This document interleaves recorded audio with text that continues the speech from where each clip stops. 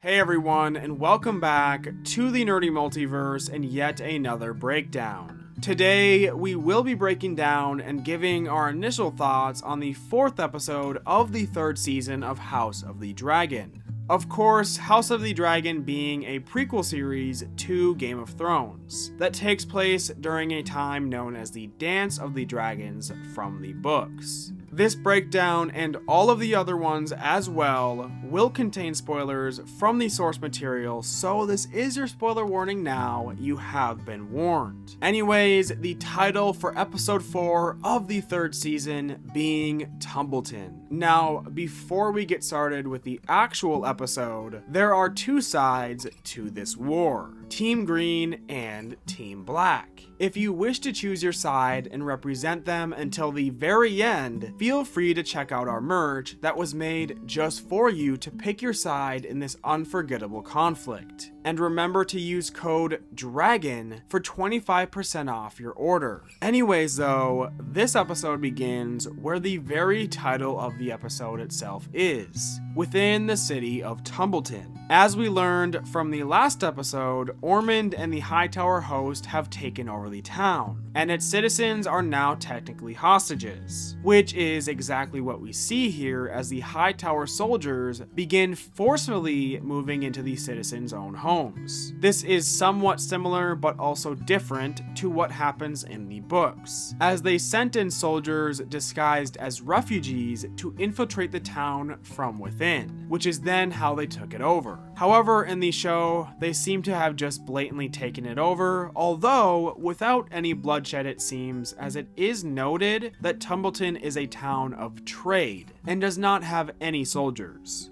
We also heard from Hugh in the last episode that his wife Kat had fled King's Landing to go and live with her brother, who also happens to be in Tumbleton, and we also see that here as well. Which is exactly why Hugh and Vermithor are allowed to join the Tumbleton effort alongside Ulf the White and Silverwing, as they are ordered with keeping watch over the town. As Hugh actually has a stake in this situation more than anyone else does really. Ormund himself has taken over the main house where the nobles live, as we see them meeting with him over their concerns. Lord Footley and his wife, Jacaerys Footley, both bent the knee to Rhaenyra, and Jacaerys still shows her loyalty here, even if her own town is under the control of the Greens. Ormund obviously does not take too kindly to this and calls Rhaenyra some vile things and says that they only bent the knee to her out of fear. He does, however, promise them that everything will go smoothly here and without issue as long as they cooperate. Now, in the book,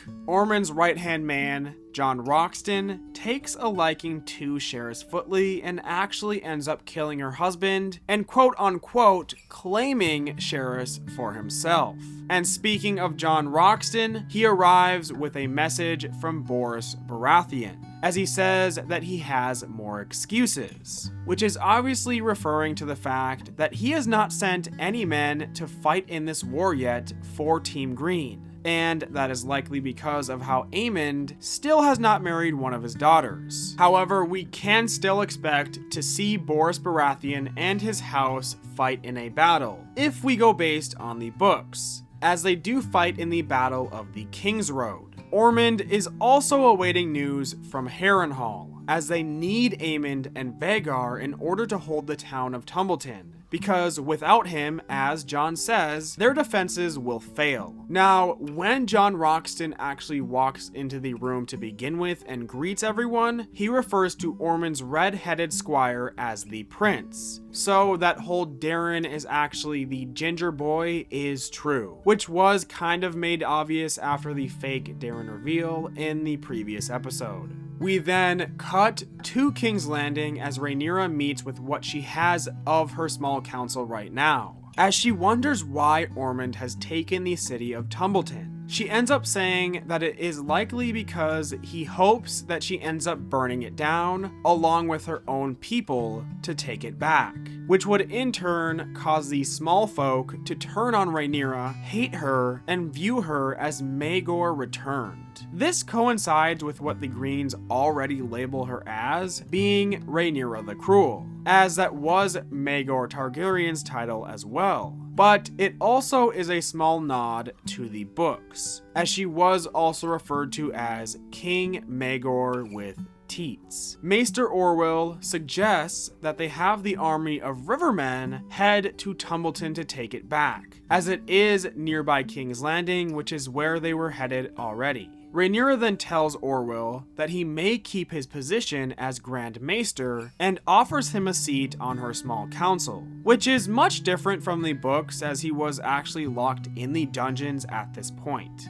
He returns to the small council and reaches for that ball that they used when speaking when Viserys and Aegon were ruling, and Rhaenyra tells him not to do it, as it is now part of a dead regime. Rhaenyra then suggests that they send a dragon to Tumbleton as it will take the rivermen weeks to arrive. However, not to send one to burn the town, only to keep watch over it. This is what leads into Ulf and Hugh being tasked with this later on, which I have already mentioned. However, this is all going to lead into something massive later on when the actual Battle of Tumbleton takes place. Mysaria then suggests that they name a new Master of Coin, who these small folk will go after once they realize that the crown is growing poor and running out of resources. This is when Rhaenyra brings up Torrhen Manderly, who is the character that she met at the end of the Rat Banquet in the previous episode. A character who remains extremely loyal to Team Black and is present a lot more later on in the dance as it is wrapping up.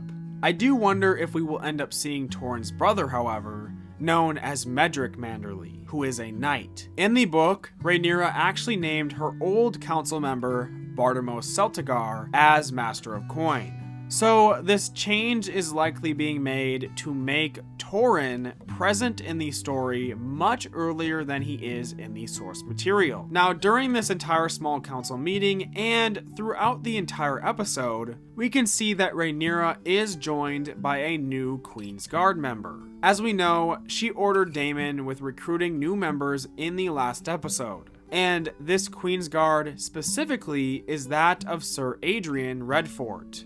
And just like that of her handmaiden Elinda Massey, Adrian will need to be by her side, as he too will be present for one of the most important events during the dance, that I absolutely refuse to reveal and spoil. Also during this council scene, it is made quite apparent that the room is empty, and is lacking most of its members. However, Rhaenyra does have a hand, of course being Corlys Velaryon, who is absent from the meeting regardless, as he is departing King's Landing with his men to go and hunt down the Triarchy remnants that are sacking villages and tormenting the citizens of the realm. He is also obviously doing this out of anger that she has not legitimized his sons yet, and after their confrontation in the previous episode. So in his stead, he decides to send his son, Alan of Hull, to sit among the council instead,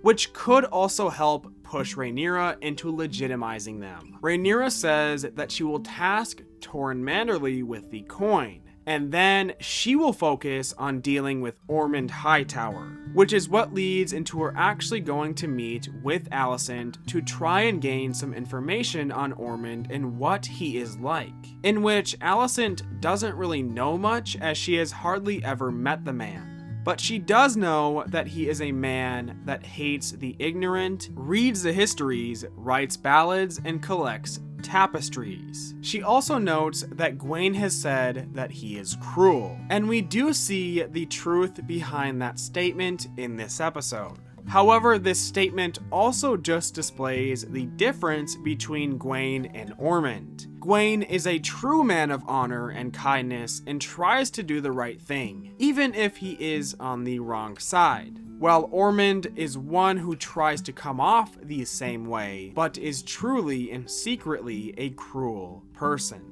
Alicent also mentions that he has a very strong sensitivity to smells before Rhaenyra leaves. And this is exactly why we can see him with his sort of sniff ball in almost every single scene that he is in. So we might end up seeing her somehow weaponize this during the Battle of Tumbleton. Although how she will do it, I do not know. We then cut to Aegon and Larys as they arrive just outside of Rook's Rest, or what is left of it after the massive battle that took place here in the previous season. Aegon comes face to face with his dragon, Sunfire, who still appears to be dead and rotting. However, other than flies being around him, there isn't any physical signs of actual rotting. However, it is still such a dark contrast to the reality that Sunfire was often referred to as the most beautiful dragon ever seen in the known world. An emotional moment for Aegon, and one that really displays the connection that dragons and their riders have. One that is portrayed very well here and in the books, especially between these two, as one of Aegon's main drives to keep going was to find Sunfire again. Now, at this point in the book, it is known that Sunfire is alive. As Rook's Rest was taken back from the Greens, men attempted to kill the dragon, only to fail, as the dragon rose back up and killed them, later returning to his rider. Obviously, in the show, they are still portraying him as dead, and it is quite believable, but I do think that this is going to lead into a massive and glorious reveal that the dragon is still alive, as Aegon does say while embracing him that he can feel that he is alive and he knows it. This also plays along with how it is often said that the Targaryens and other Valyrians and their dragons have some sort of psychological connection with one another. Aegon tries to get Sunfire to wake up here, but it is to no avail.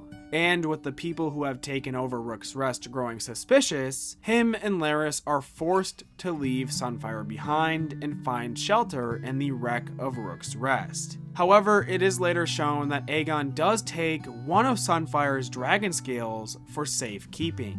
We then cut to Criston Cole, Gawain Hightower, and their men as they arrive at Harrenhal in search of Aemond. However, they do not find him, but are met by Alice Rivers instead, who ends up being the one to tell them that Rhaenyra has taken King's Landing. This whole scene has a creepy vibe to it, and that is because of Harrenhal's background, but also because Alice is believed to be some sort of witch. She tells them that Aemond has fled with his dragon, and it does seem that way as they are unable to find him or the giant dragon anywhere. Which does intrigue me, as we do know that Aemond is still there based on the next episode's trailer. So I do wonder if she just had them leave for the time being, or if she somehow has hidden Aemond and his massive dragon, possibly with some sort of witchcraft. Anyways though, with Aegon believed to be dead, Aemond said to have fled, and Rhaenyra now on the Iron Throne, Gawain suggests that they send a raven to Ormund, suggesting the idea that they join their forces together. But Cole comes up with a different plan. He wishes to intercept the Rivermen before they can reach King's Landing, even if their army is 20 times the size of Cole's. Obviously, this seems like a suicide mission, and I do think that Gawain will somehow get out of it and get to Tumbleton. But Cole is keen on going to battle with the Rivermen, even if it means that they only delay them a little. This likely will lead into the battle known as Butcher's Ball, which may very happen in the next episode itself. a battle that is extremely action-packed and violent, and one that brings a major character death in the books. We then cut back to King's Landing as Rhaenyra uncovers her father's old mock-up of Old Valyria, the homeland of the Targaryens as well as the Velaryons and Celtigars. Alan comes in to speak with her and informs her of Corlys leaving to take care of the Triarchy remnants, which she obviously isn't too happy about, but Alan is there in his stead. She shows him the old Valyria display and says that her father likely made it as a reminder that even great dynasties fall. Not only is this an obvious nod to the doom of Valyria itself, but it also calls how this conflict itself, the Dance of the Dragons, is what truly rips the Targaryen dynasty apart.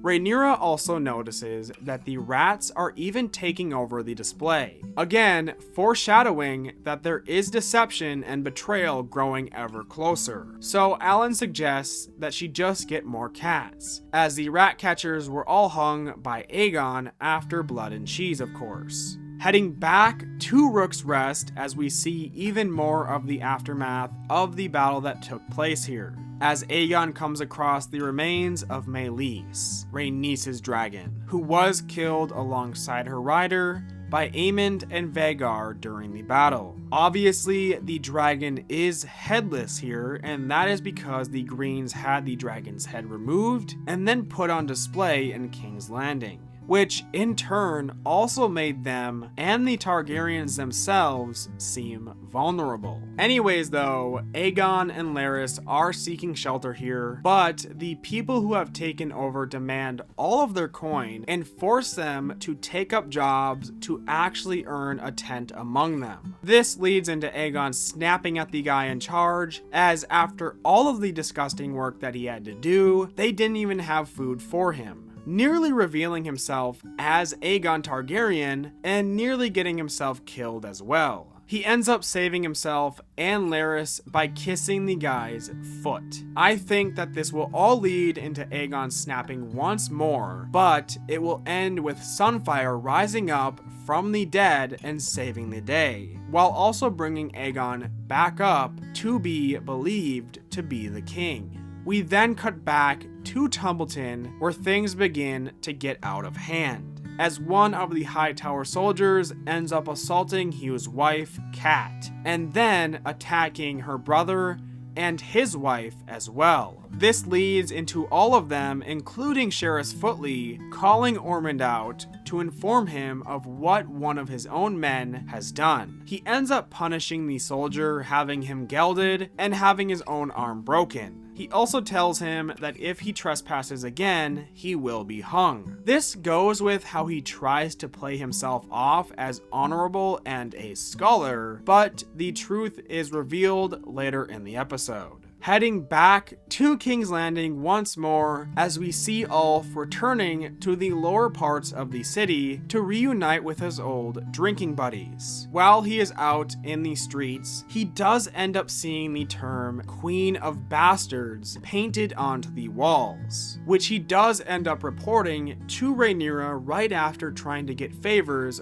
for his friends, in which she denies and then tells him that he will no longer be able to visit taverns and will have to stay within the walls of the Red Keep for his safety, as he is now an asset to the crown. Again, this seems unfair to him, and he is not getting what he wants and is being treated poorly, which will lead into what ends up happening at Tumbleton. Rhaenyra ends up ordering her gold cloaks to get rid of the graffiti that was put around the city, and finding all of those responsible for it, which leads into them raiding homes and beating people in the streets. Another decision that will likely backfire. Rhaenyra then meets with Maester Orwyll, seeking any information on messages sent between Otto and Ormund during the rule of her father Viserys, which comes out to be none, as Orwyll says that it is likely that Ormund ruled Old Town as its own sort of kingdom. She also suggests removing the High Septon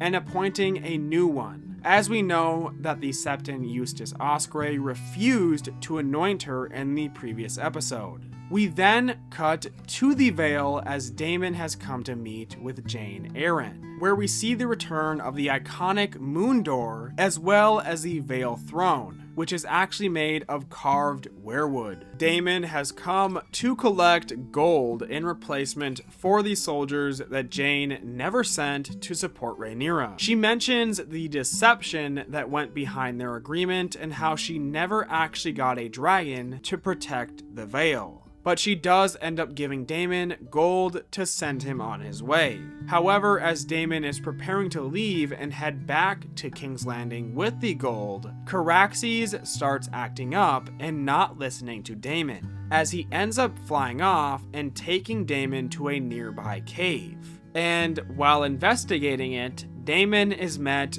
by his daughter, Rhaena, who has a new look now, with shorter hair, raggedy clothes, and a hood, somewhat resembling the look of Nettles in the book, the character that she is being mixed with in the show. Daemon discovers that she was the one riding Sheepstealer and tries to get her to come with him back to King's Landing so that they can both explain the situation to Rhaenyra together. But Rhaena refuses and says that she cannot return and face Rhaenyra, not after what she has done. Daemon also says that a wild dragon cannot be trusted. Obviously, we remember how she lost control of Sheepstealer at the Gullet. But this statement also reminds me of the other wild dragon known as the Cannibal, who nobody was ever able to control or even claim in the first place. Rhaena ends up fleeing on Sheepstealer and going off on her own.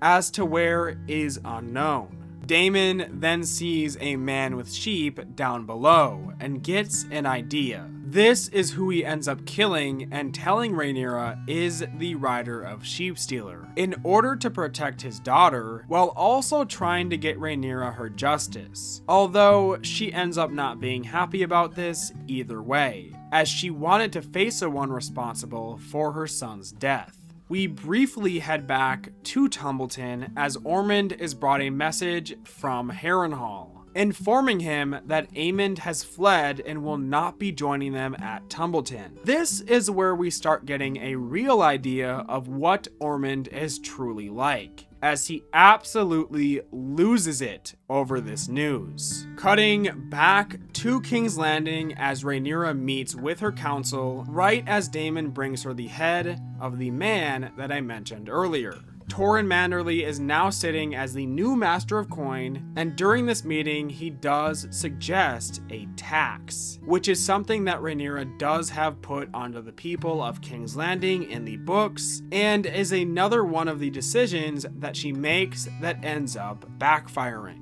However, even Mysaria is suspicious of Daemon, and does not believe that this is truly the head of Sheepstealer's rider, and I am sure that Rhaenyra will figure this out as well. Anyways though, after this, Rhaenyra goes to meet with Alicent, informing her that she has ordered Otto's remains to be returned to Old Town, as she also gives Alicent Otto's old ring. Helaena then walks over as she is trying to get her robe on, and Alicent tries helping her, only to notice that something is off. And that is the fact that Helaena is pregnant. Something I am quite shocked about, as this is likely going to be Maelor Targaryen, who I did not think that they would adapt in the show, especially because of what ends up happening with the character in the books. Now being nighttime, Tumbleton is met by Vermithor flying overhead and landing nearby the town, as Hugh has arrived to watch over the town, and likely he is going to be joined by Ulf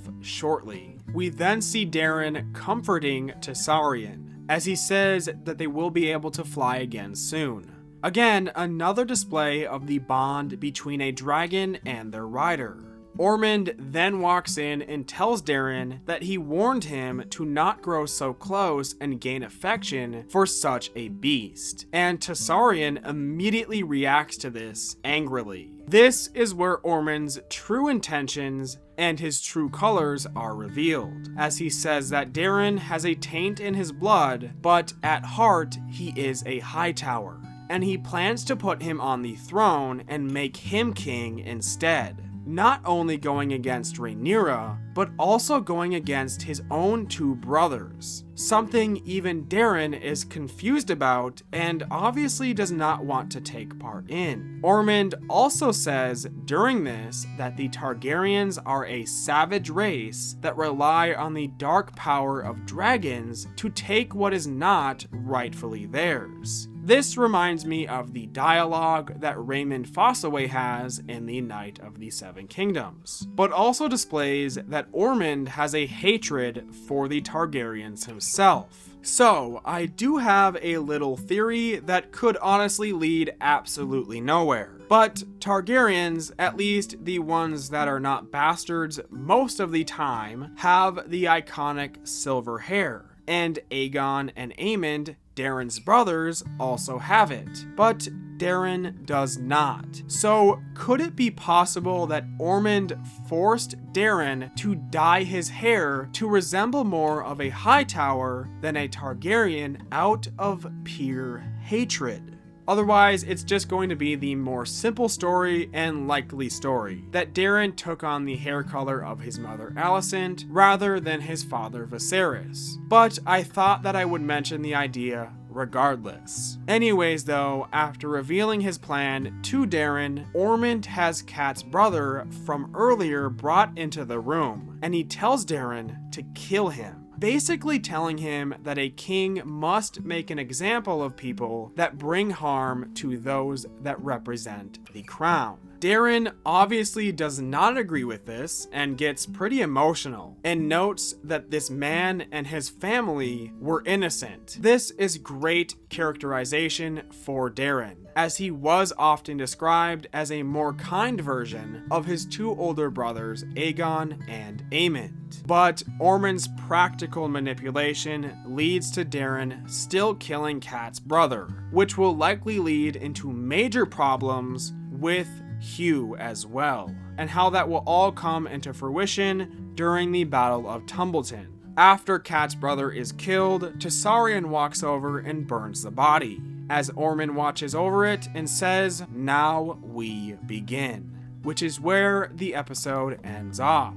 Overall, this was another more simple episode, sort of like last week, but I still thought it was another good one. They are really developing Ormund to be the main antagonist now, and I am really liking the characterization of Daemon. And that was one thing that I was very worried about in the first place. I am curious to see where this whole Rhaena thing leads, and I think that Rhaenyra's side is going to start falling apart, unfortunately, as the episodes grow more and more action-packed, now that the war is picking back up and Ormund's true plans were revealed. I actually didn't really think that there was any issues with this episode, and there were not any changes in this one that bothered me at all. Again, great performances all around, great score, and great visuals. If I had to rate the episode, I think I would give it another 8 out of 10. But yeah, that about does it for this episode, from me at least. But of course, I would like to hear your thoughts on the episode as well, so make sure to leave them down below. With that being said, thank you all for watching. If you enjoyed our breakdown and review on this episode, don't forget to give it a like. And with that, we will see you all the next time that we go through and explore the Nerdy Multiverse.